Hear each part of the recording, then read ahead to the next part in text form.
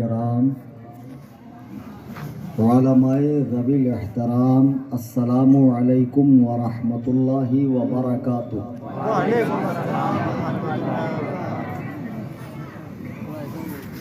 الحمد للہ الحمد للہ الحمد للہ رب العالمین والعاقبۃ للمتقین، والصلاة والسلام علی سید الانبیاء والمرسلین وآلہ واصحابہ الطیبین الطاہرین، اما بعد، وآلہ واصحابہ الطیبین الطاہرین، لعنت اللہ علی الرافضین المرتدین الی یوم الدین، اما بعد، قال اللہ تبارک و تعالی فی القرآن المجید والفرقان الحمید، فاعوذ باللہ من الشیطان الرجیم، بسم اللہ الرحمن الرحیم، رضی اللہ عنہم ورضوا عنہ وأعد لهم جنات تجری تحتها الأنہار خالدین فیہا ابدا، ذلك الفوز العظیم۔ عن عویم بن ساعدہ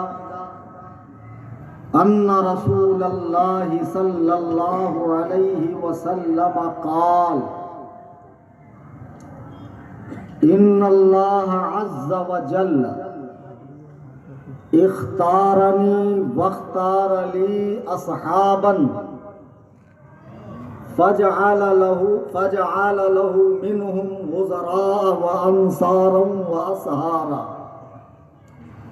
فمن سبهم فعليه لعنة الله والملائكة والناس أجمعين، لا يقبل منه يوم القيامة صرفا ولا عدل، أو كما قال عليه الصلاة والسلام۔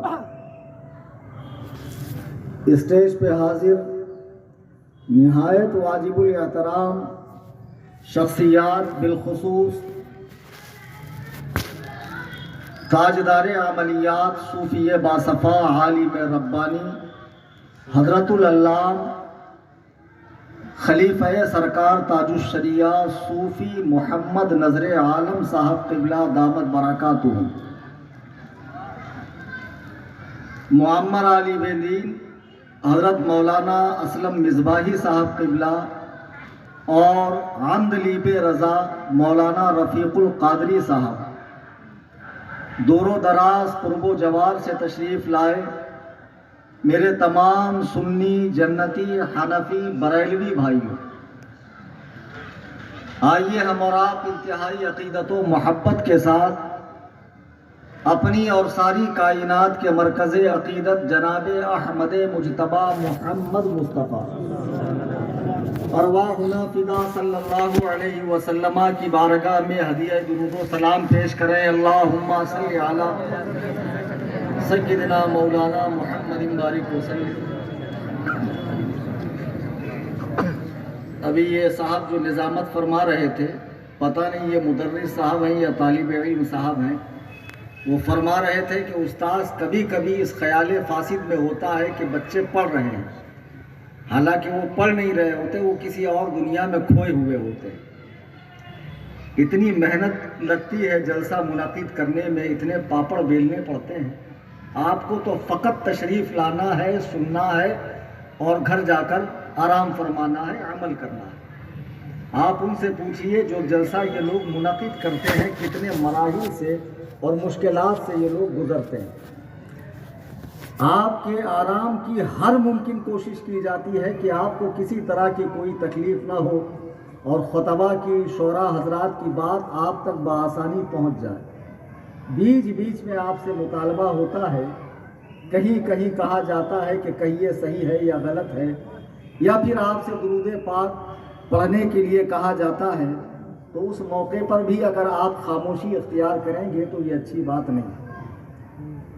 عزیزان گرامی وقار، چند دن قبل اسی بھیونڈی کی سرزمین پر میرا خطاب ہوا تھا. ابھی غالباً اس کو 1 ماہ کا عرصہ ہی گزرا ہے کہ دوبارہ ہمارے صوفی صاحب قبلہ نے یاد فرمایا.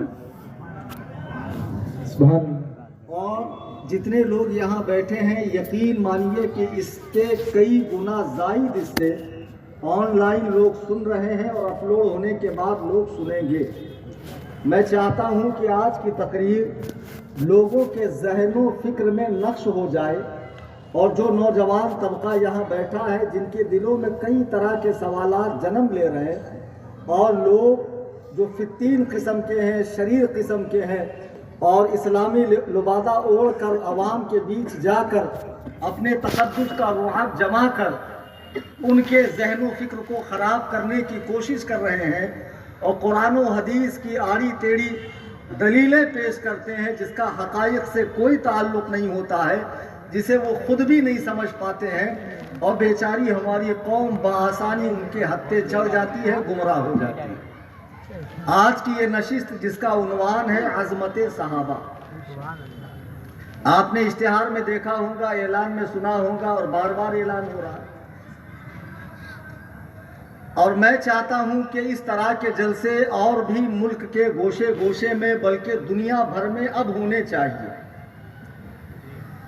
اس کی ضرورت یوں پیش آ رہی ہے کہ اس دور میں ایک پرانا مارے آستین کا سانپ اس نے نئے نئے سپولوں کو جنم دیا ہے. جو عجیب بات یہ ہے کہ ہمارے اپنے لوگ تھے، لیکن چونکہ مسلکی سنی نہیں تھے، درگاہی سنی تھے، اس لیے آسانی سے ان کے ہتھے چڑھ گئے.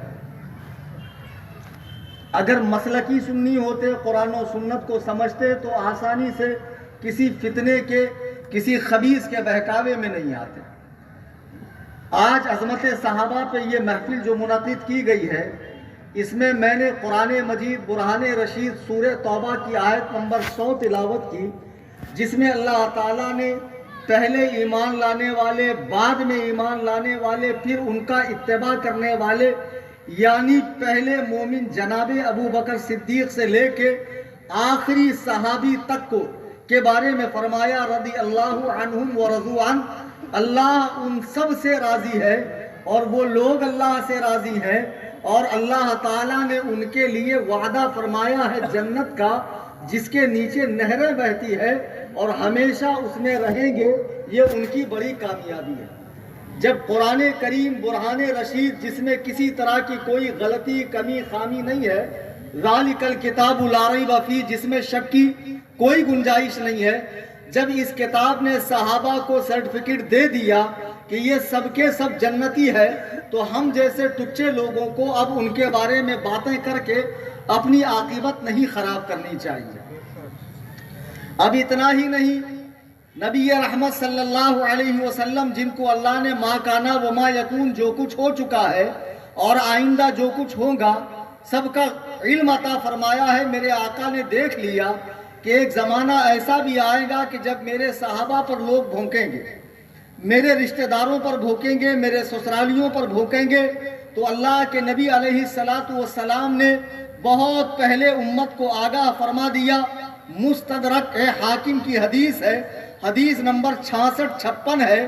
جو لوگ انٹرنیشنل نمبر سے حدیث کھوجتے ہیں، تلاشتے ہیں، ان کے آسانی کے لیے انٹرنیشنل نمبر میں نے بتا دیا 6656. حضرت عوین بن سعیدہ کہتے ہیں اللہ کے نبی نے ارشاد فرمایا ان اللہ عز وجل اختارنی واختار لی اصحابا، اللہ نے مجھے چن لیا. کہاں چن لیا؟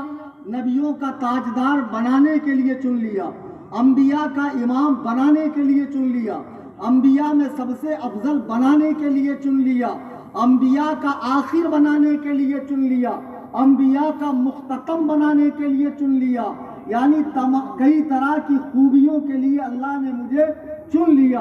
ان اللہ عز وجل اختارنی، بے شک اللہ تعالیٰ نے مجھے چن لیا. اب جب مجھے چن لیا تو میرے لیے ساتھی بھی اللہ نے چنے. میرا ساتھی کون بنے گا؟ میری شریک حیات کون بنے گی، میرا وزیر کون بنے گا، میرے ساتھ کون چلے گا، میرے بستر پر کون سوئے گا، میرے ساتھ روز و شب کون رہے گا، کن سے مجھے رشتہ کرنا چاہیے، یہ سارے فیصلے اللہ تعالیٰ نے کر لیے۔ آگے میرے آقا فرماتے ہیں وَاخْتَارَ لِي أَصْحَابًا، اللہ نے مجھے چنا اور میرے لیے میرے صحابہ کو چن لیا۔ فَجْعَلَ لِي مِنْهُمْ غُزَرَاءَ وَأَنصَارًا وَأَصْحَارًا، اور ان میں کچھ میرے لیے وزیر بنائے، کچھ لوگوں کو میرا مددگار بنایا اور کچھ لوگوں کو میرا سسرالی بنایا، میرا رشتہ دار بنائے۔ اچھا، نبی کے رشتہ دار کو حضور علیہ السلام کی 11 ازواج پاک ہے، ان میں ایک ام حبیبہ بھی حضور کی زوجہ محترمہ ہے، مومنوں کی ماں ہے۔ یہ کس کی بیٹی ہے؟ یہ حضرت سفیان کی بیٹی ہے۔ یہ کس کی بہن ہے؟ یہ حضرت امیر معاویہ کی بہن ہے۔ یہ کس کی صاحبزادی ہے؟ یہ ہندا کی صاحبزادی ہے۔ آج جن پر یہ موالی پارٹی گانجا پھونکنے کے بعد سفیان کو گالیاں بکتی ہے، معاویہ کو گالیاں بکتی ہے، ہندا کو گالیاں بکتی ہے، اور بدبختوں تمہاری مائیں تم پر روئیں، جب اللہ کے نبی فرماتے ہیں اللہ نے میرے لیے ان لوگوں کو چن لیا، فمن سبہم فعلیہ لعنت اللہ، جو ان کو برا کہے گا اس پہ اللہ کی لعنت ہو، والملائکۃ، اور فرشتوں کی لعنت ہو، والناس اجمعین، اور تمام لوگوں کی لعنت ہو۔ اتنا ہی نہیں، لا يقبل منہ یوم القیامت، قیامت کے دن اللہ تعالی صرف ولا عدل، نہ اس کا فرض قبول کرے گا نہ نفل قبول کرے گا۔ نعرہ تکبیر، نعرہ رسالت۔ اس بات کو معمولی مت سمجھو، نمازیں تمہارے پاس نہیں ہے، اعمال تمہارے پاس نہیں ہے، تمہارا ٹھکانہ نہیں ہے بخشے جاؤ گے یا نہیں جاؤ گے، لیکن گلیوں میں اور چوراہے پر اور پان پٹی پر اور لوگوں کو سفر کے اندر اس طرح کی بحثیں کرتے ہو، فلانے صحابی نے یہ کر دیا، فلانے نے یہ کر دیا، فلانے نے حضرت فاطمہ کا حق مار دیا، انہوں نے گھر جلا دیا، انہوں نے بچہ گرا دیا، انہوں نے ان کا باغ چھین لیا، انہوں نے علی کا حق چھین لیا، انہوں نے علی سے لڑائی کی۔ میں تمہیں ایک بات بتا دوں، پیارے آقا علیہ السلام فرماتے ہیں لا تسبوا الاموات فانہم قد افضوا الی ما قدموا، جو لوگ دنیا سے جا چکے ہیں ان کی باتیں نہ کرو، اس لیے کہ انہیں وہ مل چکا ہے جو انہوں نے کیا ہے۔ جو دنیا سے جا چکے ہیں ان کے بارے میں باتیں کر کے اپنے اعمال خراب نہ کرو۔ لیکن لوگ سمجھ نہیں رہے،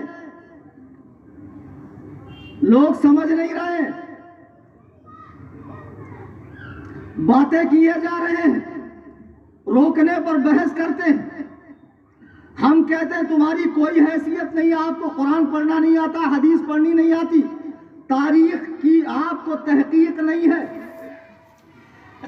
محض سنی سنائی باتوں پر آپ صحابہ کے فیصلے نہیں کر سکتے ہو۔ آپ خاموش رہیے، خاموشی میں نجات ہے، آپ سے قیامت میں نہیں پوچھا جائے گا علی معاویہ کے بارے میں تو کیا کہتا تھا، کیا یہ سوال قیامت میں تم سے ہوگا؟ تم سے پوچھا جائے گا جوانی کہاں بتائی، مال دیا تھا کہاں خرچ کیا، عبادت کی یا نہیں کی، جو لوگوں کے ذمہ تیرے حقوق تھے وہ ادا کیے یا نہیں کیے۔ تو پہلے اپنی روز و شب دیکھو کیسے گزر رہی ہے، پھر ان نفوس قدسیہ کے بارے میں باتیں کرو جن کو قرآن جنت کی سرٹیفکیٹ دے چکا ہے۔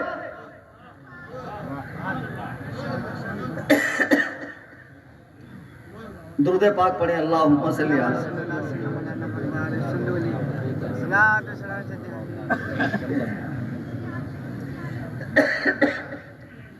اگر شروع جلسے میں آپ کی انرجی اس طرح رہی تو آخر تک آپ میرا کیا ساتھ دیں گے؟ ابھی تو مجھے بہت سارے پردے اٹھانے باقی ہیں۔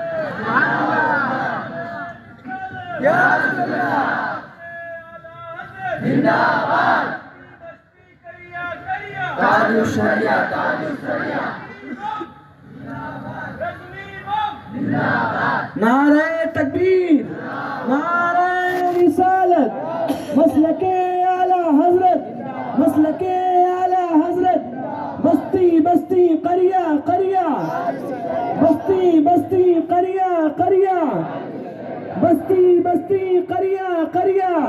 گرامی رہنمائے دین و ملت، نعرہ تکبیر، نعرہ رسالت، نعرہ تکبیر۔ عزیزان گرامی وقار، آج جو ہمارے بچے صحابہ کے بارے میں خاص طور سے حضرت امیر معاویہ وغیرہ، آج میں بہت سارے خلاصے کرنے والا ہوں۔ ذہنوں میں جو گند بھری ہوئی ہے، دل و دماغ کو جو لوگوں نے گند بھر دیا ہے لوگوں نے، اس کو صاف کرنے والا ہوں۔ جو اعتراضات آپ کے ذہن و فکر میں پنپ رہے ہیں انشاءاللہ اس کا بھرپور خلاصہ کروں گا، لیکن جہاں سے یہ اعتراض آ رہے ہیں اس کی ذرا حقیقت بھی آپ سمجھ لیں۔ سنیوں میں یہ جو درگاہی پارٹی، خانقاہی پارٹی، یہ مجاور لوگ، یہ بابا لوگ، یہ اڑیا گڑیا لٹیا چٹیا پیر جو پیدا ہوئے ہیں اور جو سنی بچوں کو اس طرح گمراہ کر رہے ہیں، ان کا کنیکشن کہاں سے؟ ان سبھی کا کنیکشن ایران سے ہے۔ ایران جو رافضیوں کا گڑھ ہے، شیعوں کا گڑھ ہے، آج بہت سے سنی شیعوں کی بولی بول رہے ہیں۔ چند سال پہلے تک یہ فتنہ دیکھنے میں نہیں تھا، یہ فتنہ ابھی چند سالوں سے ممبئی میں اور دنیا بھر کے اندر پنپ رہا ہے، اور اس کا شکار اکثر بے علم، لیکن افسوس اب ایرانی ریال اتنا پاورفل ہے کہ اب بڑے بڑے پڑھے لکھے بھی اس کے ہتھے چل رہے ہیں۔ جو کبھی رافضیوں سے مناظرے کرتے تھے اور ان کو ناکو چنے چبواتے تھے، آج انہی کی بولی بول رہے ہیں۔ آج کی اس نشست میں آپ کو اچھے سے سمجھنا ہے یہ رافضیت کا فتنہ ہے کیا۔ عرب کی سرزمین پر ایک بہت مشہور قبیلہ تھا، قبیلہ قریش۔ اسی قبیلے سے ہمارے آقا، اس قبیلے کی کئی شاخیں ہیں۔ اس کی ایک شاخ بنو تمیم بھی ہے، بنو عدی بھی ہے، بنو امیہ بھی ہے، بنو ہاشم بھی ہے۔ ہمارے آقا وہ مولا بنو ہاشم سے ہیں، اور سفیان اور حضرت امیر معاویہ یہ بنو امیہ سے ہیں۔ ان کے بیچ پہلے بہت جھگڑا تھا، بہت آپس میں بہت سارے ان کے اندر معاملات تھے، لیکن جب میرے آقا نے جبل فاران سے علم توحید کو بلند فرمایا اور دعوت اسلام پیش فرمائی تو جتنوں کے دل کھٹے تھے سب آپس میں شیر و شکر ہو گئے، اور جب کلمہ پڑھ کر لوگ داخل اسلام ہو گئے تو سابقہ زمانے کی ساری دشمنی کو لوگوں نے بھلا دیا اور مسلمان متحد ہو کر اسلام کے فروغ و ارتقاء کے لیے آگے بڑھنے لگے۔ کفار مکہ کو مسلمانوں کا یہ اتحاد بھایا نہیں تو مسلمانوں کو اتنا مجبور کیا کہ مسلمان مکہ چھوڑ کر مدینہ آ گئے۔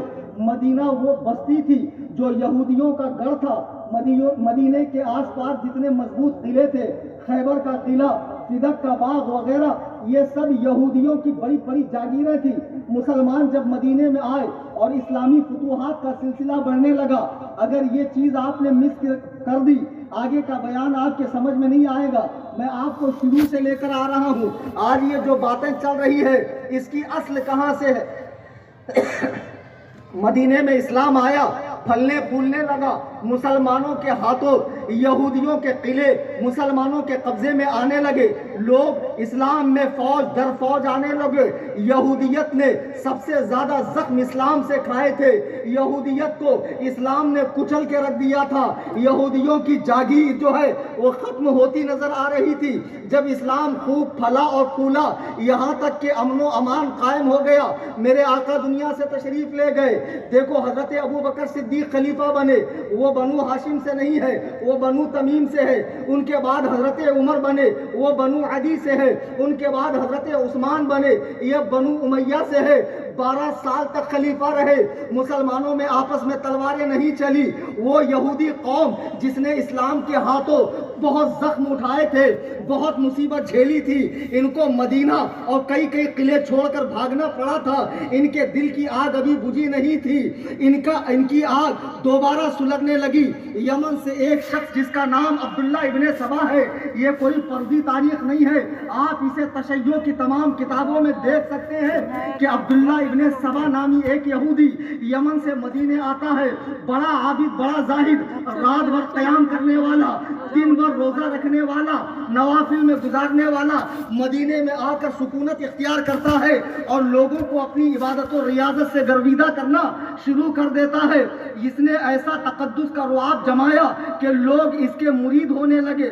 پھر اس نے دھیرے دھیرے لوگوں کے ذہن میں یہ بات ڈالی، جو دشمنی ختم ہو چکی تھی، جو دشمنی مٹ چکی تھی، بنو امیہ اور بنو ہاشم کی، قبیلہ قریش کی یہ دونوں شاخیں ہیں، بنو ہاشم اور بنو امیہ، ان کی دشمنی جو اسلام نے ختم کر دی تھی، اس دشمنی کو دوبارہ زندہ کرنے والا عبداللہ ابن سبا نام کا یہودی ہے۔ یہ یہودی مدینے میں آتا ہے اور لوگوں کو ذہن دیتا ہے، دیکھو عثمان کون ہے، اموی ہے، بنو امیہ سے تعلق رکھتے ہیں، علی کون ہے، ہاشمی ہے، خلافت ان کا زیادہ حق ہے، عثمان کا حق نہیں ہے۔ لیکن جب لوگوں نے دیکھا مدینے کے اندر یہ اس طرح کی بہکی بہکی باتیں کر رہا ہے، اسے مدینے سے مار کر بھگا دیا گیا۔ صحابہ پر اس کی بات اثر نہیں کی، صحابہ پر اس کی بات نے اثر نہیں کیا۔ پھر اس نے قاہرہ میں، مصر میں، ایران میں مختلف جگہ اپنے خیال کے لوگ پیدا کیے، دیکھو نبی کے بعد زیادہ خلافت کے لائق تو علی ہے، اور علی نبی کے لیے ایسے ہیں جیسے موسیٰ کے لیے ہارون تھے، تو گویا علی نبی کے وصی ہے۔ اور سنیے یہ کیسے ہو سکتا ہے کہ جناب عیسیٰ تو آسمان پہ زندہ ہوں اور دوبارہ قیامت سے پہلے آئے، اور ہمارے نبی قبر سے دوبارہ نہیں آئیں گے؟ ہمارے نبی علی کے ذات میں حلول کر چکے ہیں، اور صرف اتنا ہی نہیں کہ ہمارے نبی کی روح پاک علی میں ہے، بلکہ خدا بھی علی کے اندر سما چکا ہے۔ اس نے اس طرح کی ذہنیت لوگوں کو دی، اس طرح کی ذہنیت لوگوں کو دی کہ ایک فتنہ جنم لیا، ایک فتنے نے جنم لیا جس کا نام تھا خارجیت۔ اب یہ فتنہ اتنا بڑا کہ یہ فتنہ مدینے میں آتا ہے، خلیفہ وقت حضرت عثمان غنی رضی اللہ تعالیٰ عنہ کو شہید کر دیا جاتا ہے۔ حضرت عثمان جب شہید ہو گئے تو مسلمانوں کے چوتھے خلیفہ بنے حضرت علی۔ حضرت علی خلیفہ بنے، وہاں شام میں حضرت امیر معاویہ امیر سے پہلے سے حضرت عمر فاروق نے انہیں امیر مقرر کیا تھا۔ حضرت امیر معاویہ نے حضرت علی سے گزارش کی کہ آپ قاتلین عثمان سے بدلہ لیجئے۔ 1400 سالہ تاریخ اٹھا کر آپ دیکھیے کہ جن لوگوں نے حضرت عثمان کو شہید کیا تھا وہ لوگ حضرت علی کے پاس کوفہ آ گئے، ان کی فوج میں شامل ہو گئے۔ یہ حضرت علی اور معاویہ کی جو جنگ ہے یہ نفسانیت پر مبنی نہیں ہے، یہ ملک کے توسع کے لیے نہیں ہے، یہ مال و دولت کو بڑھانے کے لیے نہیں ہے، بلکہ ایک مسئلے کے تحت ہے۔ حضرت عثمان جب شہید ہوئے، حضرت علی خلیفہ بنے، تو حضرت امیر معاویہ نے کہا میں آپ کی بیعت کرنے کو تیار ہوں، لیکن پہلے آپ حضرت عثمان کے قاتلوں سے بدلہ لیجئے۔ لیکن یہاں حضرت علی کو کچھ دشواریاں پیش آ رہی تھی، کچھ مسائل پیش آ رہے تھے، بدلہ لینے میں تاخیر ہو رہی تھی۔ یہی وجہ تھی آپ کی فوج میں بھی کچھ خارجی گھس گئے، حضرت امیر معاویہ کے فوج میں بھی کچھ خارجی گھس گئے، اور ان خارجیوں نے ان دونوں کو لڑانے کا بھرپور کردار ادا کیا۔ تو پہلے جنگ جنگ صفین نہیں ہوئی ہے، پہلے جنگ جنگ جمل ہوئی ہے۔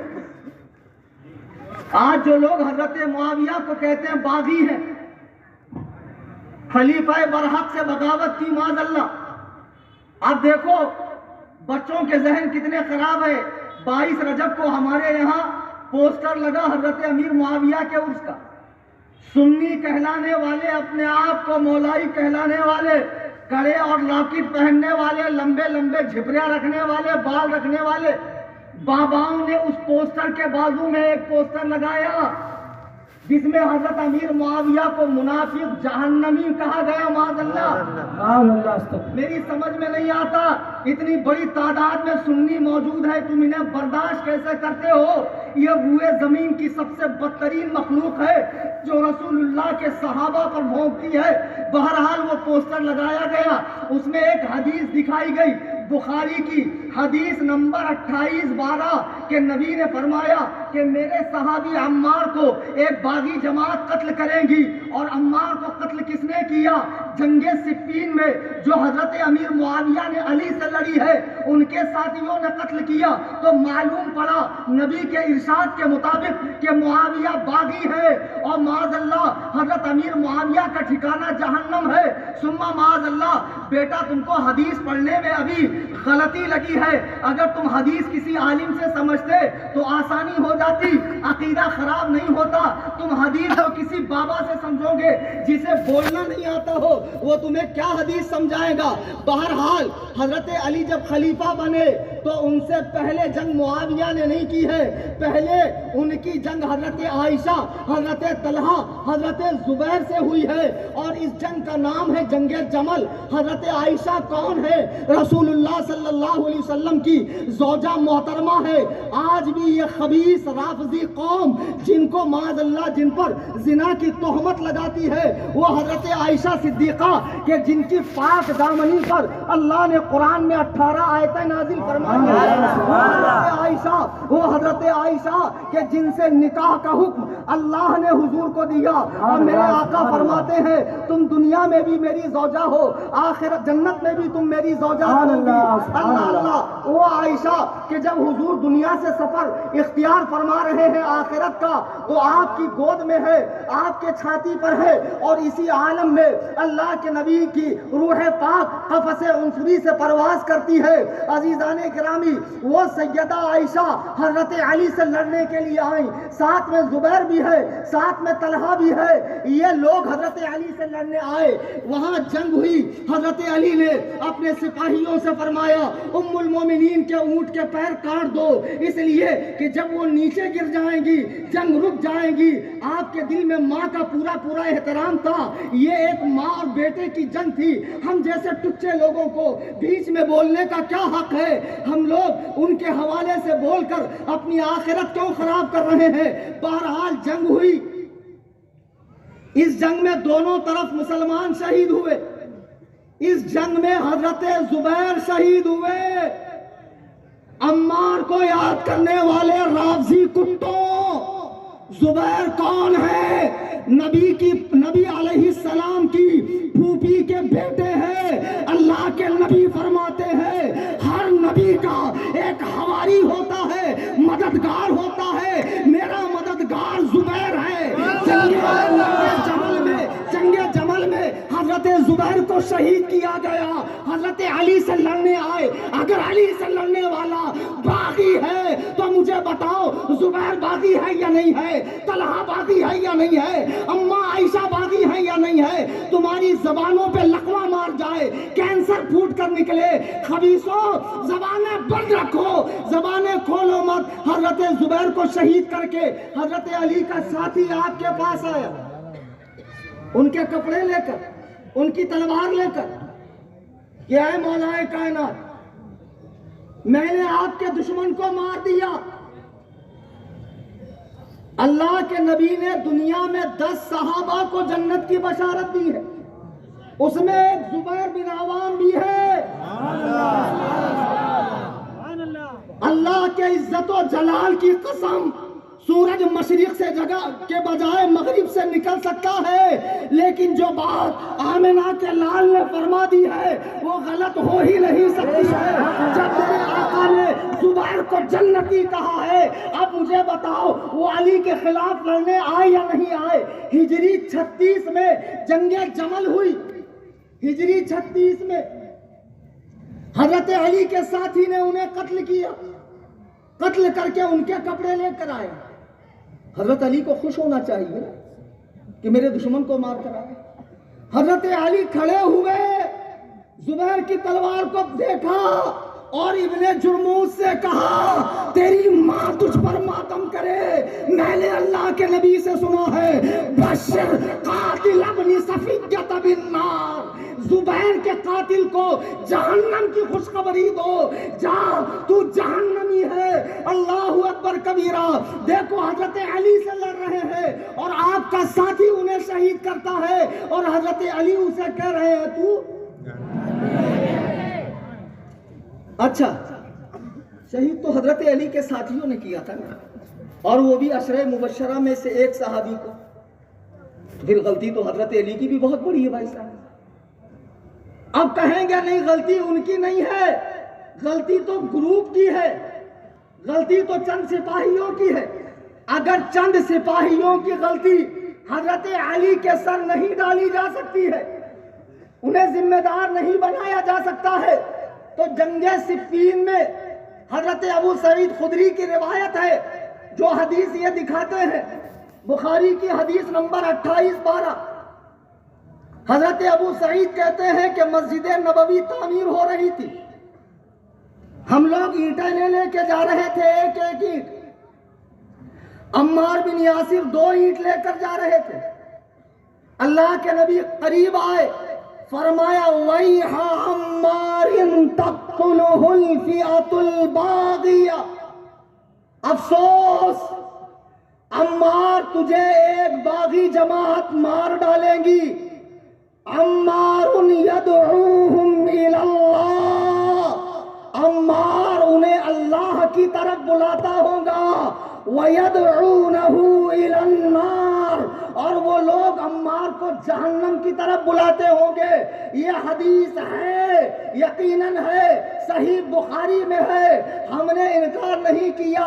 جنگ صفین جو ہجری 37 میں ہوئی، 36 میں جمل ہوئی اور 37 میں صفین ہوئی، حضرت امیر معاویہ کے وہ خارجی ساتھی اور ایسے ہی لوگ حضرت علی کی فوج میں بھی تھے، انہوں نے حضرت عمار کو شہید کیا۔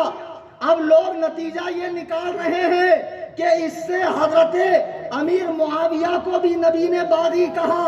اگر تمہیں بخاری کی حدیث 28-12 یاد ہے تو 2704 کیوں نہیں یاد ہے؟ افتؤمنون ببعض الکتاب وتکفرون ببعض، کتاب کے بعض حصے پر ایمان لاتے ہو، بعض سے منکر ہوتے ہو، یہ نہیں چلے گا۔ یہ 27-4 کون سی حدیث ہے؟ جو آپ کو 28-12 دکھائے اس کو 2704 دکھاؤ۔ اس حدیث کو دکھا کر آپ کہتے ہو معاویہ باغی ہے، معاذ اللہ منافق ہے، جہنمی ہے، ثم معاذ اللہ، اور یہ سنی کہلانے والے، مزاروں پر دھمال ڈالنے والے، بھانگڑا کرنے والے، عرص پاک کے نام پر محلے کی نیندیں اور سکون برباد کرنے والے، مزارات اولیاء کو بدعات اور خرافات کے اڈے بنانے والے، یہ صحابہ پہ بھونک رہے ہیں جنہیں ٹھیک سے استنجا کا ڈھیلا لینا نہیں آتا، قرآن کریم پڑھنا نہیں آتا، جن کے تلفظ تک ٹھیک نہیں ہے۔ یہ بخاری کی 28-12 دکھا رہے ہیں کہ دیکھو اللہ کے نبی نے معاویہ کو باغی کہا، اور اس سے ثابت ہوا کہ معاویہ باغی ہے تو معاذ اللہ جہنمی ہے، منافق ہے، وغیرہ وغیرہ۔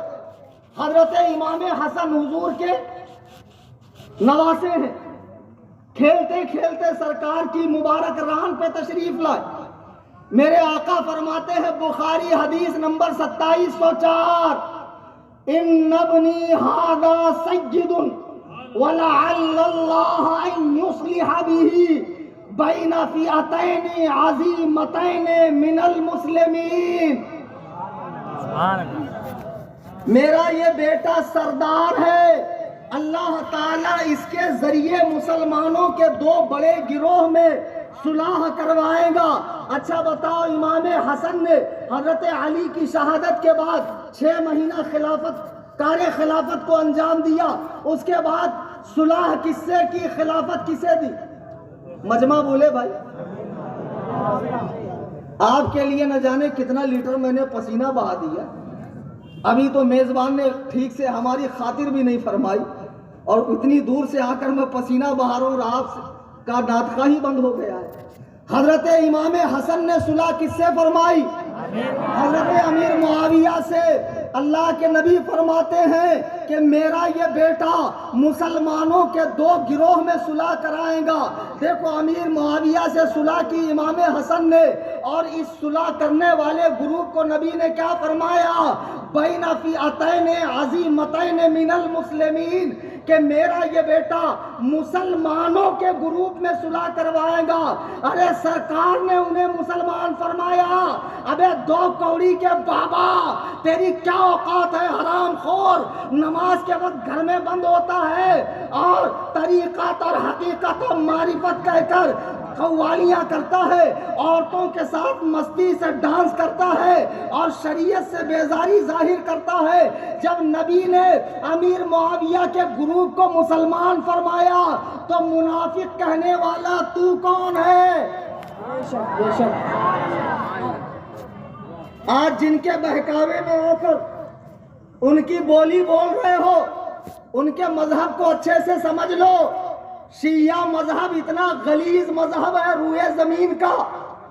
جب سے یہ مذہب بنا ہے اس نے صرف تخریب کاری کی ہے, اور میں بڑی ذمہ داری سے علماء کی موجودگی میں اللہ کی قسم کھا کے کہہ رہا ہوں, اور جتنی باتیں میں کہہ رہا ہوں اپنے الفاظ کا میں ضامن ہوں, اس پر میں مناظرے کے لیے بھی تیار ہوں.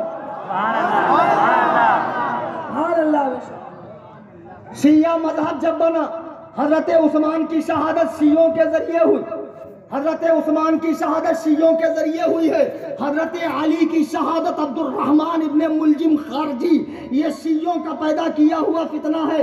امام حسن مجتبیٰ کو حضرت امیر معاویہ کیوں شہید کریں گے؟ امام حسن تو انہیں خلافت دے چکے تھے اور ان سے نذرانہ بھی پاتے تھے, تو وہ کیوں شہید کریں گے؟ امام حسن کی شہادت بھی شیعوں کے ذریعے ہوئی ہے. امام حسین کو خط لکھ کر بلانے والے بھی شیعہ ہے.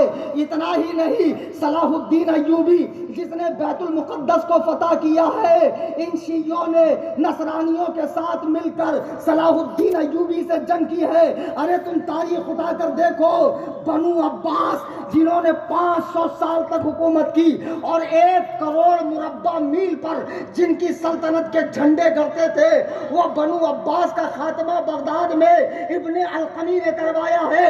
اللہ کے عزت و جلال کی قسم, یہ ابن القمی شیعہ ہے جس نے تاتاریوں سے مل کر بغداد کو تاراج کر دیا. جب تاتاریوں نے حملہ کیا, ہلاکو خان بغداد کی مسجد میں چڑھ کر کہتا ہے آسمان پر 2 سورج نہیں, زمین پر 2 خاقان نہیں. بغداد کی مسجدوں میں اذان بند کر دی گئی, مسلمانوں کو سور کھلایا گیا, شراب پینے پر مجبور کیا گیا. دارالحکمہ جس میں دنیا کے تمام علوم و فنون کی کتابیں تھی اسے جلا دیا گیا. اس کی رات سے دریائے دجلہ 1 مہینے تک کالا بہتا تھا. 10 لاکھ مسلمانوں کو کاٹا گیا. ان کے خون سے دریائے دجلہ 1 ماہ تک لال بہتا تھا. تم نے شیعوں کو سمجھا کہاں؟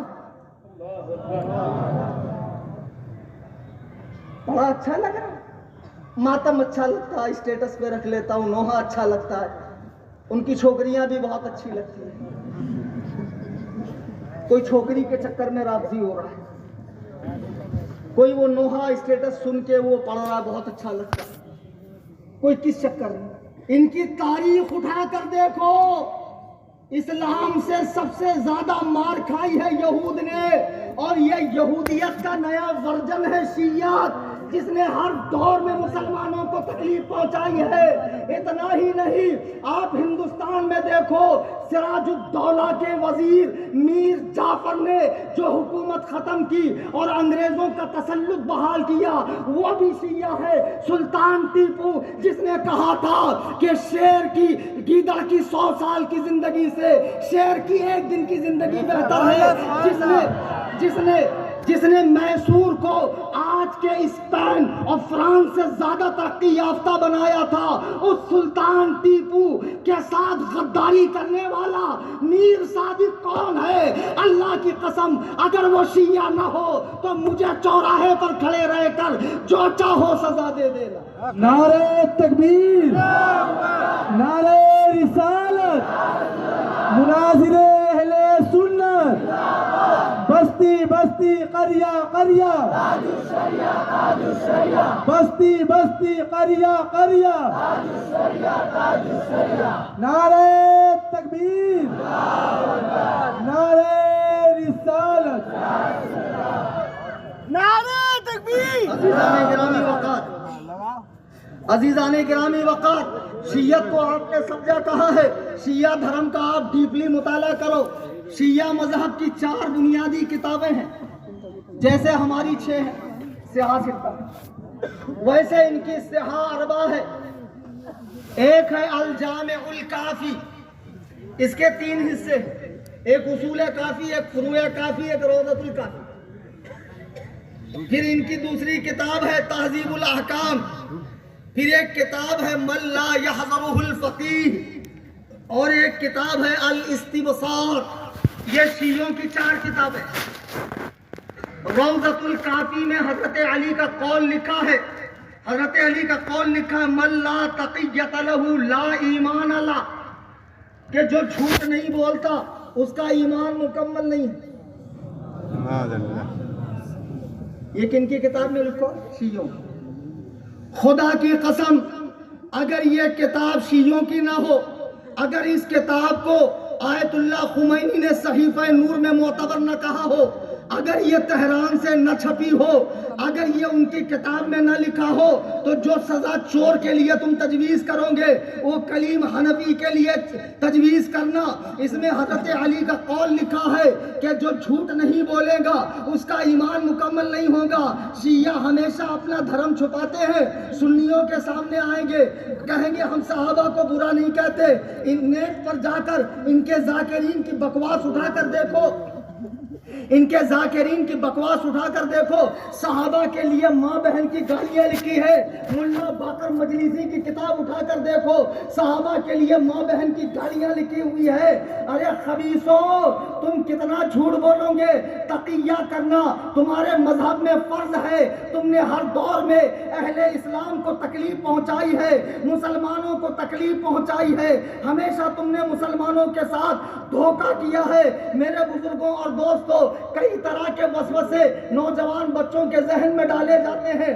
ہم کہتے ہیں صحابہ میں جو لڑائیاں ہوئی ان پر زبان مت کھولو، خاموش رہو۔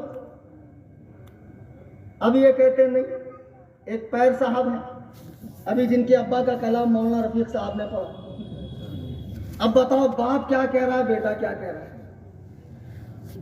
انہوں نے اعلامیہ جاری فرما دیا کہ ہم حضرت علی کو تمام صحابہ سے افضل مانتے ہیں، ابو بکر و عمر سے۔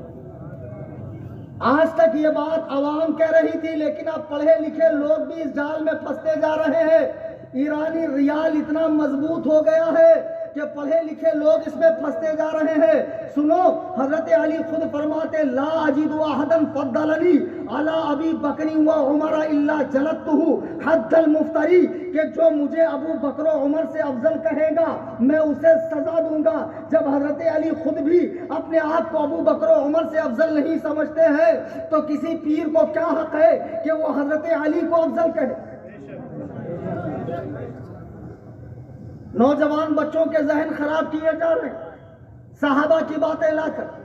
ہم کہتے ہیں دیکھو تمہاری عافیت سلامتی ایمان کی اس میں ہے کہ صبح اٹھو تو یہ دیکھو مجھے گھر والوں کے لیے رزق حلال تلاشنا، 5 وقت نماز پڑھنی ہے، چہرہ مہرہ سنت کے مطابق بنانا ہے، لباس میں سنت اپنانی ہے، لوگوں سے ملنا جلنا ہے، نرمی کے ساتھ دین پیش کرنا ہے۔ اگر تم اس طرح زندگی گزارو تو فتنے اور فساد تمہاری زندگی میں آئیں گے نہیں۔ لوگوں کو سارے دین سے دور کر کے ان مسائل میں الجھا دیا گیا کہ دیکھو ایسا ہے ویسا ہے، یوں ہے تیوں ہے۔ صحابہ کے بارے میں میرے آقا علیہ السلام فرماتے ہیں اذا رأیتم الذین اصحابی فقولوا لعنت اللہ علیہ، میرے صحابہ کو جہاں تم ایسے لوگوں کو دیکھو جو میرے صحابہ کو برا کہہ رہے ہو تو ان کے سر پہ لعنت بھیج کے ان کی محفل سے جدا ہو جاؤ۔ میرے بھائیوں بزرگوں، میں تم سے دست بستہ عرض کر رہا ہوں، اللہ کے لیے صحابہ کے فیصلے کرنے کا حق آپ کو نہیں ہے، ان کے فیصلے ہو چکے ہیں۔ وہ اس وقت تمام کے تمام لوگ جنت کی سیر فرما رہے ہیں۔ تم اپنے لیے آخرت میں دوزخ کا عذاب مت مول لو۔ حضرت علی معاویہ میں جنگ ہوئی، کیا امام حضرت علی کے بیٹے نے صلح نہیں کی؟ دنیا میں ایسا کون سا بیٹا ہے جو اپنے باپ کے دشمن سے دوستی کرے؟ کیا تم امام حسن سے زیادہ علی سے محبت کرتے ہو؟ کیا امام حسن اور امام حسین نے حضرت معاویہ کی بیعت نہیں کی؟ جب غلط تھا تو حسین اڑ گئے، جب یزید آیا تو حسین نے بیعت نہیں کی، اڑ گئے، بچہ بچہ قربان کر دیا اور بتا دیا کہ جس کی رگوں میں علی کا خون ہے وہ کبھی باطل کے آگے جھک ہی نہیں سکتا ہے۔ سبحان اللہ، سبحان اللہ۔ تم ہمارے سوال کے وقت میٹھا میٹھا ہڑپ ہڑپ کڑوا کڑوا تھو تھو ماں کا دودھ سمجھ کے پی کیوں جاتے ہو؟ چند ہمارے بھی سوالوں کے جواب دو کہ امام حسن نے صلح کی کیوں؟ امام حسین نے ان سے بیعت کی کیوں؟ اور جب تک امیر معاویہ بحیثیت خلیفہ 20 سال رہے ان لوگوں نے کبھی ان سے جنگ نہیں کی۔ جب آپ کا وصال ہوا، یزید تخت نشین ہوا، تب امام حسین نے بیعت سے انکار کیا۔ میرے بزرگوں دوستوں، باتیں بہت ہے لیکن آپ جیسے صاحبان سمجھ چند باتوں میں ساری بات سمجھ گئے ہوں گے۔ قصہ مختصر یہ کہ آج کی یہ نشست جو عظمت صحابہ کے حوالے سے ہے، یہ عزم مصمم کر کے اٹھیے کہ مرتے دم تک رسول اللہ کے کسی صحابی کے حوالے سے میں اپنی زبان نہیں کھولوں گا۔ یار مجھے ایک بات بتا، آج لوگ اتنے بڑے محب اہل بیت بنتے، یہ بچوں کو جھنجھنا تھما دیا محبت اہل بیت کا اور یہ لے کے بجاتا پھر رہا ہے۔ اس کی خود کی شکل دیکھو خبیث کی، ان بزرگان دین سے اس کا کیا تعلق ہے؟ اور پھر ہمیں کہتے ہیں یہ تو خارجی ہیں، یہ تو ناسبی ہیں۔ یعنی جیسے تم چاہتے ہو ویسے محبت ہم کریں جب ہم محب اہل بیت ہوں گے؟ یعنی جس طرح کی بدعات اور خرافات نئی نئی چیزیں دین میں تم نے پیدا کی ہیں، ہم تم کو فالو کریں تب محب اہل بیت ہوں گے؟ خبیثوں، ہمیں تم سے محبت اہل بیت کی سرٹیفکیٹ نہیں چاہیے۔ خدا کی قسم جس کے دل میں محبت اہل بیت نہ ہو وہ مومن ہو ہی نہیں سکتا، وہ مومن ہو ہی نہیں سکتا۔ محبت اہل بیت کا نام شیعت نہیں ہے، حضرت مولا کائنات کے محبت کا نام شیعت نہیں ہے۔ شیعت نام ہے صحابہ پہ بھونکنے کا، شیعت نام ہے صحابہ پہ بھونکنے کا، اور نوجوان نسلوں کا ذہن خراب کرتے ہیں۔ دیکھو یہ نبی کی اہل بیت ہے، دیکھو یہ نبی کی بیٹی ہے، ان کا حق مارا گیا۔ اور کتنے سنی یہی سمجھتے ہیں کہ حضور کو ایک ہی بیٹی ہے، اور ایسا ذہن بھی دیا گیا کہ سرکار کی ایک ہی بیٹی ہے۔ شیعہ کبھی حضور کی دوسری بیٹیوں کا ذکر کیوں نہیں کرتے؟ اور بہت سے بابا پارٹی والے جن کو استنجا کا ڈھیلا لینا نہیں آتا، یہ بھی لوگوں کو نہیں بتاتے حضور کی کتنی صاحبزادیاں تھیں۔ حضور کی صاحبزادیاں 4 تھی، 4۔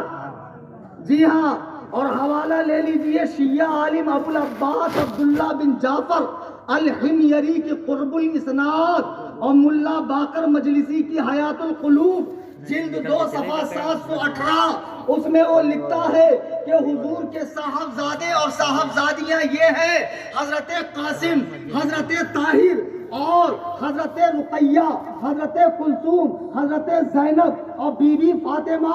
نبی نے 2 بیٹیاں حضرت عثمان کے نکاح میں دی، پہلے حضرت رقیہ کو دیا، وہ انتقال فرما گئی تو حضور نے اپنی دوسری بیٹی کلثوم کو حضرت عثمان کے نکاح میں دیا۔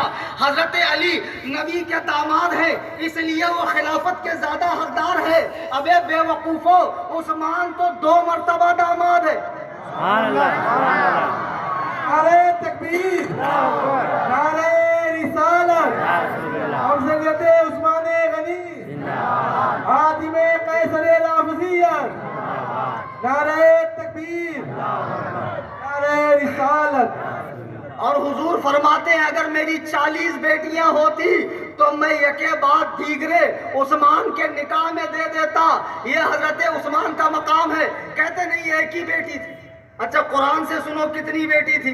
قرآن کریم میں اللہ فرما رہا ہے: یا ایھا النبی قل لازواجک وبناتک ونساء العالمین۔ سبحان اللہ، سبحان اللہ۔ لیکن مسئلہ یہ ہے کہ کھٹملوں کا قرآن بھی گڑبڑ ہے۔ ان کے مطابق قرآن میں 17,000 آیتیں تھیں۔ کتنی؟ اور وہ 70 گز کا تھا۔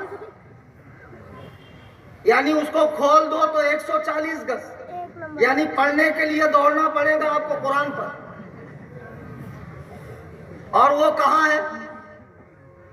امام غائب کے پاس. ارے بھائی ان کے عقیدے. اور یہ جو موجودہ قرآن ہے معاذ اللہ ہندوستان میں شیعوں کے 2 ترجمہ قرآن ہیں. ایک مولوی مقبول دہلوی کا ترجمہ قرآن ہے جس میں وہ خبیث کی اولاد کہتا ہے قرآن میں جہاں جہاں وہ قال الشیطان آیا ہے اس سے مراد عمر ہے معاذ اللہ. میں جھوٹ نہیں کہہ رہا. تم ان کے مسجد میں جاؤ ایمان بگاڑے میں دیکھو تمہارا کلیجہ نہیں جلتا کہ جب رسول اللہ کے ان پیاروں کو اس طرح کہا جاتا ہے. ان کا خبیث عالم ابن القمی جس نے بغداد کو تاراج کروایا کہتا ہے ابو بکر و عمر و عثمان کا نام شرمگاہ پر لکھنا باعث ثواب ہے. ارے بدبختو اور جہنم کے کتو یہ تمہارا بدترین دین ہے. ہم سے کہا جاتا ہے مولانا کیوں بولتے ہو کیا ہوگا بول کر. میں کہتا ہوں کچھ نہ ہو میں بولتا رہوں گا جب تک سانس میں سانس ہے جب تک دم میں دم ہے جب تک خون کا آخری قطرہ بہ نہیں جاتا ہے. رب کعبہ کی قسم اس بولنے کے بدلے اگر گھر اجڑتا ہو اجڑ جائے بیوی بیوہ ہوتی ہو جائے بچے یتیم ہوتے ہو جائے اللہ کی قسم ابو بکر و عمر کو بھونکنے والوں کو کلیم حنفی نہیں چھوڑے گا. ان کا رد کرتا رہے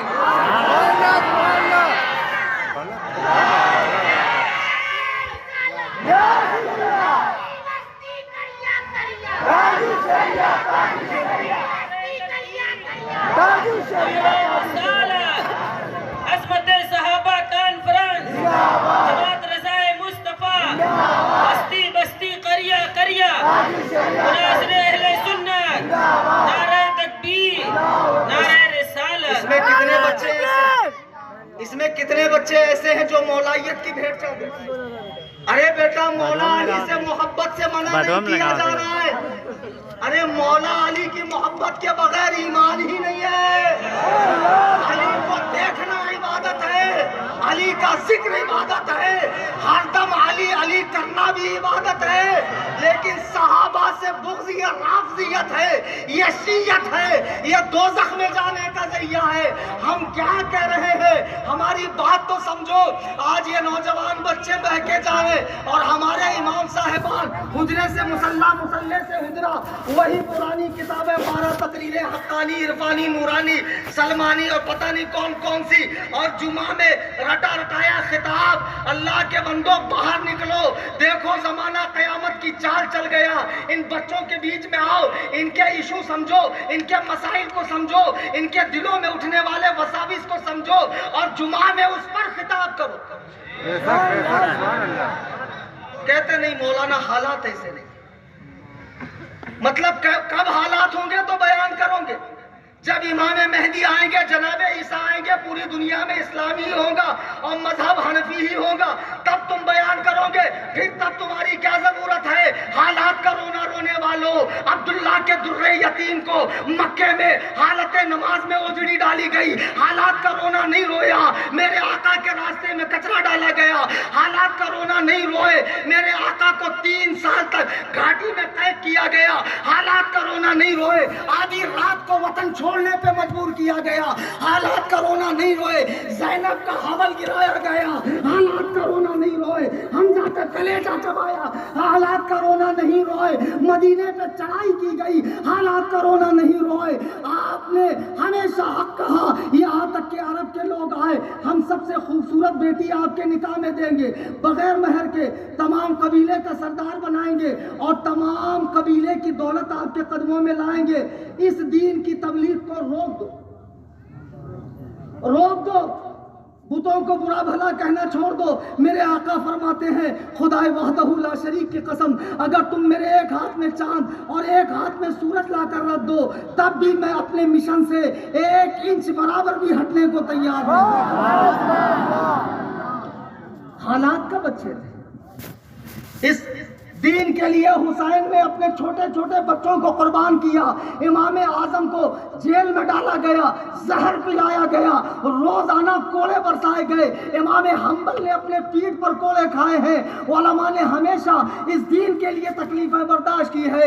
ایسے ہی حالات کا تمہیں رخ موڑنا ہے، انہی آندھیوں میں تمہیں چراغ جلانا ہے، انہی بے لگام موجوں کو تمہیں باندھنا ہے، اور اسی ماحول میں تمہیں کام کرنا ہے، اور اسی ماحول میں کام کر کے قوم کے ایمان کو بچانا ہوگا۔ یہ ذلیل قوم، ان کا عالم لکھتا ہے قرآن 70,000 آیات پر مشتمل تھا، جس کا 70 گز سائز تھا، جو امام غائب کے پاس ہے۔ مولوی فرمان علی دوسرا ترجمہ ان کا قرآن کا ہے، اس میں لکھتا ہے کسی نے پوچھا کہ آپ یہ قرآن کیوں پڑھتے ہو؟ جب اس کو غاصبوں نے لکھا ہے، بدقماش نے لکھا ہے، شرابیوں نے لکھا ہے، تو اس نے کہا ہمارے امام نے فرمایا جب تک اصلی والا آ نہیں جاتا اسی کو پڑھتے ہو۔ اچھا اصلی والا کہاں ہے؟ ان کا 12واں امام عراق کے کسی غار میں چھپا ہوا ہے۔ 1979 میں ایران میں انقلاب آیا، آیت اللہ خمینی اسلامی انقلاب ایران کا نام نہاد اسلامی انقلاب کا رہنما بنا، اس نے عراق پہ حملہ کیا کہ نہیں؟ وہ جو چھپا ہوا امام تھا وہ ملا کیوں نہیں؟ اچھا اس کے بعد سب کو معلوم ہے ابھی ریسنٹلی صدام حسین کی تلاش میں عراق کا چپا چپا چھانا امریکہ نے کہاں گھس کے بیٹھا تھا صدام حسین، وہاں سے نکالا، مگر وہ 12واں نہیں ملا ہی۔ وہ کتنا اندر چلا گیا۔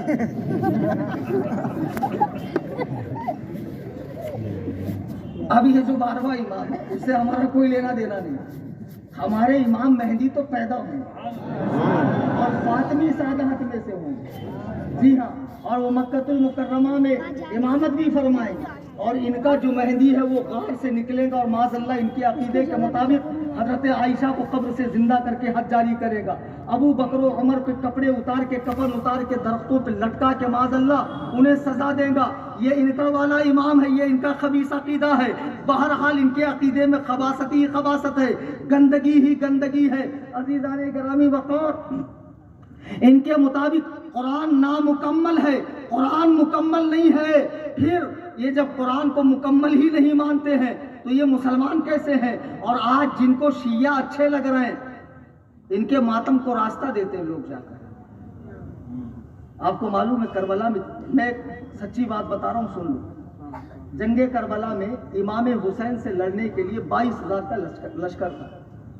سب نے تو لڑائی نہیں کی نا، چند لوگوں نے لڑائی کی، وہ سب اور اس سے بھی زیادہ لگ بھگ 1,40,000 لوگوں کو اللہ نے عذاب میں گرفتار فرمایا۔ کیوں؟ کیونکہ اس میں کچھ ایسے بھی تھے جو وہاں جانے کی خواہش رکھتے تھے، کچھ ایسے بھی تھے جو وہاں کھڑے ہو کر صرف تماشا دیکھ رہے ہیں، صرف تماشا دیکھ رہے ہیں۔ تو بد مذہبوں کی مجلس میں تماشا دیکھنے کی حیثیت سے بھی مت جاؤ، ورنہ تمہارا شمار بھی انہی میں ہوگا جو ابو بکر و عمر کے گستاخ ہوں، جو رسول کریم صلی اللہ علیہ وسلم کی زوجہ محترمہ پہ زنا کی تہمت باندھتے ہوں۔ ایسے خبیثوں سے ہمارا کوئی لینا دینا نہیں ہے۔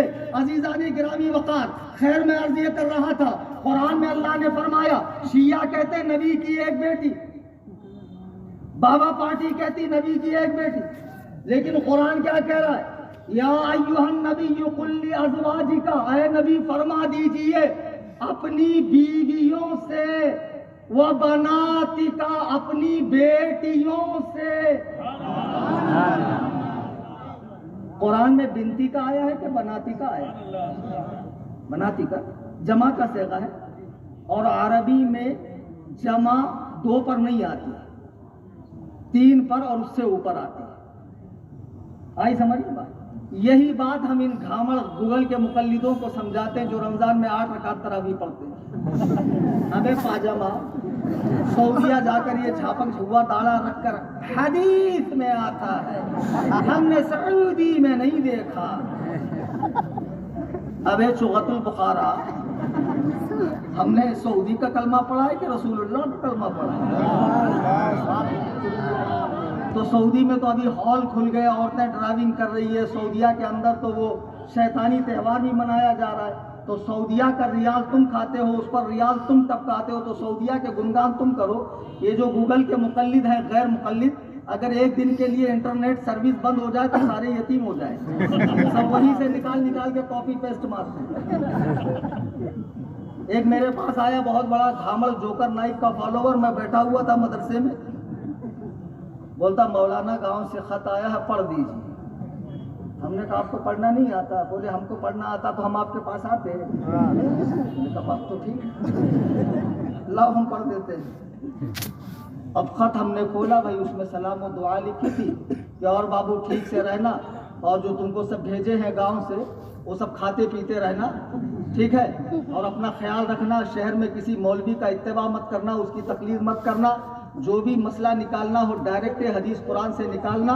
और हम लोग सब ठीक है, अब बस करता हूँ। तुम जानते हो कि जो साहब लिख रहे हैं उनके पास वक्त कम है, फिर इंशाअल्लाह किसी मौके पे तफसील अर्ज करूँगा। खुदा हाफिज। अब मैं सोच में पड़ गया, या अल्लाह उस गधे को लिखना नहीं आता, इसको पढ़ना नहीं आता, ये घामड़ लोग हदीस से मसला निकालते कैसे? तो आजकल ये जो घामड़ गूगल के मुकल्लिद हैं, गैर मुकल्लिद, रमजान में तरावी कितनी पढ़ते? बहुत बड़े नमाज चोर हैं, सुन्नत है।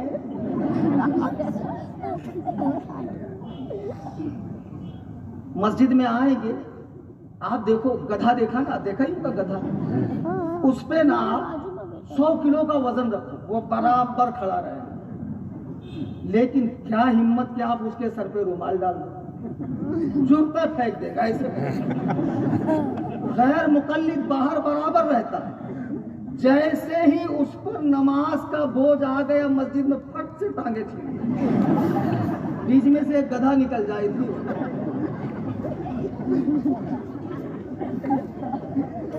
ये नमाज तेरे को हवलदार बुला इधर आ, तो तू डेढ़ बन के ऐसा जाना, आओ क्या क्या फिर वो आपके गोश्त वाले हिस्से को इतना सुझा देगा, करना। अब बताओ, 1-2 टके का हवलदार आपको ऐसा बर्दाश्त नहीं करता। आप अल्लाह की बारगाह में जा हुक्म है वक़ूमू लिल्लाहि क़ानितीन, अपने रब के हुजूर डर के खड़े रहो या अकड़ के खड़े रहना ऐसे। अच्छा, दुआ नहीं मांगेगा ऐसे बोलता, मुझे नहीं पीछे वाले को, कुछ ऐसा करते, देना है तो दे, नहीं तो मत दे। बहुत ओवर स्मार्ट, और ओवर स्मार्ट। हदीस में नहीं, हमको तो नहीं मिला, हमने तो नहीं देखा, इस्लाम 360 के अंदर तो नहीं आता। अरे बाप रे बाप, इस्लाम 360 में नहीं आता। जरूरी नहीं है, नमाज के चोर है चोर।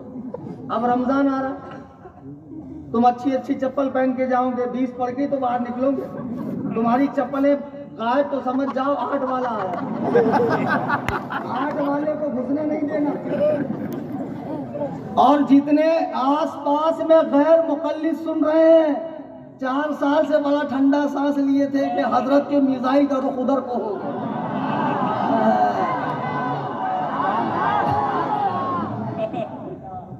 जितने गैर मुकल्लिद है भिवंडी के, कयामत की सुबह तक मेरा चैलेंज लिख लो, अगर तुम तरावी के साथ 8 दिखा दो तो खुदा की कसम तुम जो कहोगे मैं मानने को तैयार हूं, और मैं अपना घर बार सब लिख कर देने को तैयार हूं। कयामत की सुबह आ सकती है, लेकिन कभी गैर मुकल्लिद हमारे सामने तरावी के साथ 8, जैसे मेराज के साथ जिस्मानी तकलीफ के साथ शख्सी हयात के साथ हयातुन नबी, तरावी के साथ 8 दिखाई नहीं सकता। तरावी 8 होती नहीं है। इसने किया हाफ, इसके बड़े भाई शिया ने किया साफ। शिया तरावी नहीं पढ़ते। आप रमजान में जाओ, इनकी मस्जिदों में पड़ा रहेगा ताला, उसमें से झांको तो अंदर रहेगा कोई काला, अंदर रहेगा कोई काला। वो तरावी नहीं पढ़ते। इन्होंने हाफ किया, उन्होंने साफ किया।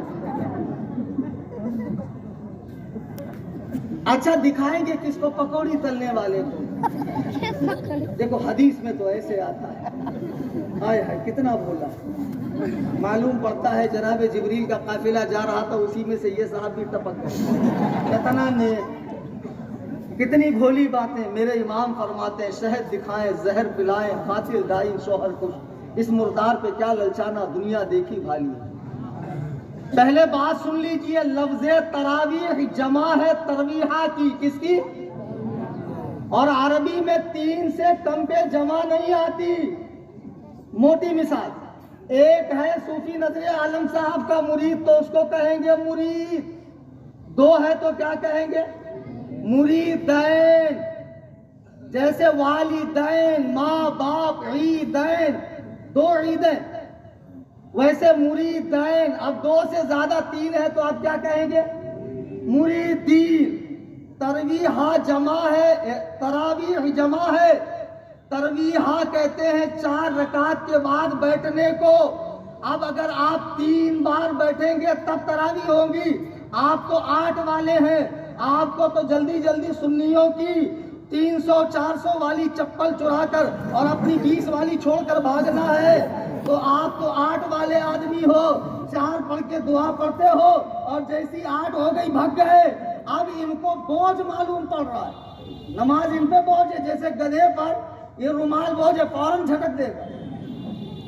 بہرحال تو تراویح 8 ہو ہی نہیں سکتی ہے۔ یہ جو حدیث دکھاتے ہیں وہ تہجد کے بارے میں، تراویح کے بارے میں نہیں، ان کے دھوکے میں مت آنا۔ ایسے ہی قرآن نے کہا یا ایھا النبی لازواجک، اے نبی آپ فرما دیجئے اپنی ازواج سے، وبناتک اپنی بیٹیوں سے، ونساء العالمین اور مومنین کی عورتوں سے۔ اگر نبی کی ایک ہی بیٹی ہے تو قرآن نے بناتکا کیوں فرمایا؟ تو معلوم پڑا نبی کی 4 بیٹیاں ہیں، اور اس کو خود شیعہ مورخین نے بھی لکھا ہے۔ بہرحال حضور علیہ السلام کی 4 صاحبزادیاں ہیں۔ اب یہ کہیں گے نہیں فاطمہ زیادہ چہیتی تھی۔ ایک بات سن لو، جو نبی کی بارگاہ میں جانور فریاد کرنے آئے، چڑیاں فریاد کریں، اونٹ فریاد کرے، لکڑی رو کر جنت میں ساتھ مانگے، جس کی بارگاہ میں کسی کے ساتھ، یہودی کے ساتھ ناانصافی نہیں ہوتی ہے، وہ اپنی بیٹیوں میں صرف ایک کو چاہے 3 کو نہ چاہے، ایسا ہو سکتا ہے؟ کہاں تمہاری غیرت مر گئی؟ یہ الگ بات ہے کہ فاطمہ کی طرف زیادہ جھکاؤ تھا، لیکن جو نبی ساری کائنات کے لیے رحمت للعالمین بن کر آیا ہو، وہ اپنے گھر میں انصاف نہ کرے، یہ کیسے ہو سکتا ہے؟ نبی علیہ السلام اپنی ساری بیٹیوں سے محبت فرماتے تھے، اور حضرت عثمان کے نکاح میں سرکار کی 2 بیٹیاں تھیں۔ میرے بزرگوں اور دوستوں، شیعت کا یہ فتنہ عبداللہ ابن سبا نام کے یہودی نے مدینے سے شروع کیا، اور یہ فتنہ پھیلتے پھیلتے اہل اسلام کے لیے ناسور بن گیا۔ اس فتنے کا ایک آدمی حسن بن صباح، جس نے ایران میں قلعہ الموت میں بیٹھ کر بڑی بڑی اسلامی سلطنتوں کو ہلا دیا تھا، اسماعیلی فرقے سے تعلق رکھتا تھا، جس کو نظاریہ کہا جاتا ہے، جن کا موجودہ امام آغا پرنس خان ہے، اور ہمارے ہندوستان میں جو شیعہ ہیں ہمارے یہاں وہ اثنا عشری ہے، ایرانی 12 امامی شیعہ ہے۔ ان سب کے عقائد کفریہ ہے، شرکیہ ہے، ان سب کے عقائد قرآن و سنت کے خلاف ہے۔ ان سے کوئی تعلق مت رکھو، ان سے کوئی رشتہ داری مت رکھو، ان کی چائے مت پیو، انہیں مت پلاؤ، ان کے ساتھ اٹھو بیٹھو مت۔ اللہ کے بندے، ابلیس کے پاس 80,000 داؤ ہے ایمان کو خطرے میں ڈالنے کے لیے، پتہ نہیں کون سے داؤ سے آپ کا ایمان خطرے میں پڑ جائے۔ سمجھاؤ تو لوگ سمجھتے نہیں، مولانا ہم میرے پہ نہیں ہوں گا۔ ارے تو کیا ہے بابا، بڑے بڑے ائمہ، بڑے بڑے کبار محدثین نے بد مذہبوں کے سے قرآن حدیث سننے سے اپنے آپ کو روکا کہ پتہ نہیں دل میں کون سی بات گھر کر جائے۔ خدا کے لیے ان سے دور رہو۔ اور جتنے اڑیا گڑیا لٹیا سنترا پیر آج کل مارکیٹ میں یہ چادر چور آشیرواد کے نام پر ہاتھ صاف کرنے والے گھوم رہے ہیں، ان سب سے دور رہیے، ان کے عقیدے میں کیڑ لگ چکی ہے، یہ صحابہ پر بھونکنے والے جتنے کتے ہیں سب سے دور رہو گے انشاءاللہ۔ اور آپ سب کے لیے ایک تحفہ میں لے کر آیا ہوں فی سبیل اللہ۔ نبی علیہ السلام کی زوجہ محترمہ سیدہ عائشہ صدیقہ، ان کی شان میں 600 سال پہلے کے ایک عالم نے کتاب لکھی ہے، حنبلی المسلک ہے، اس کو ہمارے ایک شاگرد نے ترجمہ کیا ہے، وہ ترجمہ چھپا ہوا ہے، فضیلت سیدہ عائشہ صدیقہ۔ یہ صلاۃ و سلام کے بعد تقسیم ہوں گی، آپ حضرات لیتے جائیے، پڑھیے اور اپنے دل کو اللہ کے تمام نیک بندوں کی محبت کا مسکن بنائیے، صحابہ اور اہل بیت پاک کی محبت کا مسکن بنائیے۔ خدا کی قسم کسی ایک سے دشمنی کرو گے تو میرے آقا فرماتے فمن سب علیہم لعنت اللہ والملائکۃ والناس اجمعین، کہ جو میرے صحابہ پر، میرے وزیروں پر، میرے سسرالیوں پر، ابو بکر کون ہے؟ نبی کے سسر نہیں؟ عمر کون؟ حضور کے سسر۔ عمر کون ہے؟ حضرت علی کے داماد بھی، حضرت علی کے داماد بھی ہیں۔ حضرت امیر معاویہ کیا ہے؟ حضور کے صالح، کاتب وحی، ام المومنین سیدہ حبیبہ حضور کے نکاح میں۔ جب یہ لوگ اسلام لے کر آئے تو پہلے کے تمام گناہ اسلام نے ان کے ختم کر دیے۔ زمانہ سابق کے گناہ کا تذکرہ کر کر اپنا ایمان خراب مت کیجیے۔ چاہتے وقت یہ کتاب لے جائیے، تنظیم سنی جمعیت الاحناف کی جانب سے آپ سب کو یہ تحفے میں پیش کی جا رہی ہے۔ دوران تقریر قرآن کریم پڑھنے میں، حدیث پاک کے الفاظ بولنے میں مجھ سے کوئی خطا لغزش ہوئی ہو، میں تمام حاضرین سامعین اور علماء کی موجودگی میں توبہ کرتا ہوں۔ اللہ تبارک و تعالی میرے تمام صغائر و کبائر کو معاف فرمائے۔ استغفر اللہ ربی من کل ذنب، لا الہ الا اللہ محمد رسول اللہ۔